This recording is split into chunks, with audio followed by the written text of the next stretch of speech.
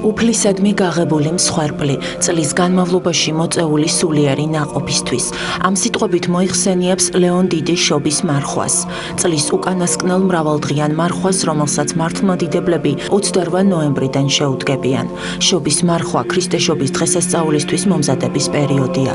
ის დაწესებულია იმისათვის, რომ თითოეულმა ჩვენგანმა თავის სინანულით, ლოცვითა და მარხვით განიწმინდოს, რათა წმინდა გულით, სულითა და სხეულით შევძლოთ, მოწიწებით მივიახლოთ ამ ქვეყნად მოვლენილ ძეღვთისას. ასე დიდ დღესასწაულებს, როგორც არის შობა, ღვთისმშობლის მიძინება, სხვა დღესასწაულები, განსაკუთრებული მომზადება ჭირდება. მოგეხსენებათ, ქრისტეს შობა ეს არის განკაცება უფლისა, ამ ქვეყნად ხორცში მოსვლა, სხეულში მოსვლა უფლისა და დასაწყისი ჩვენი გამოხსნისა. ამიტომ ეს განსაკუთრებული მოვლენა გახავთ. ამას ყველა მოწმუნე უნდა ჩაუღრმავდეს და ჩაუფიქრდეს და როდესაც გაიაზრებს ამას, შემდეგ უკვე ის განსაკუთრებულად მოემზადება შობის შესახვედრად და ეს განსაკუთრებული მომზადება გახავთ სწორედ მარხვის დაცვა, 40-დღიანი მარხვის დაცვა.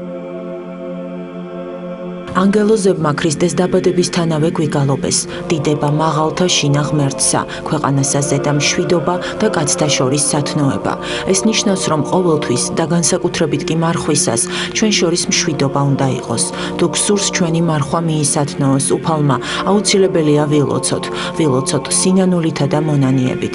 წმინდა მამები გვასწავლიან, რომ თითოეულმა მართლმადიდებელმა გული უნდა გაითავისუფლოს სიძულვილის, ანგარების, ურთიერთმტრობის, ერთმანეთის შეურაცხყოფისა და დამცირების სურვილისგან. მარხვა თავის შეკავებაა საზრდელისგან, მაგრამ ეს არ არის საკმარისი მორწმუნისთვის. ცხოვრების სათნო წესში გამოხატული მარხვა ყველაზე აღმატებულია.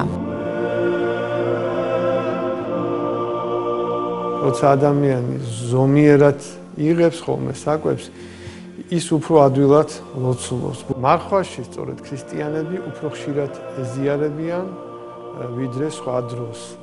ამ მხრივაც უფრო მობილიზებულები არიან. ამის გარდა უფრო მეც ვკითხულობ სასულიერო ლიტერატურას, უფრო მეტი მეტანიე ვიკეთება, უფრო ხშირად ავართ მუხლებზე დაჩოქილი და ასე შემდეგ.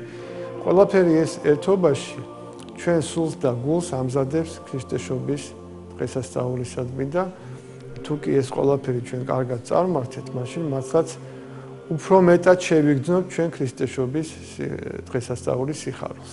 ეკლესიის ისტორიაში შობის მარხვის შესახებ ცნობები მე-4 საუკუნიდან მოიპოვება, მაგრამ როგორც ჩანს, მისი დაწყებისა და დასრულების თარიღი მკაცრად განსაზღვრული არ იყო.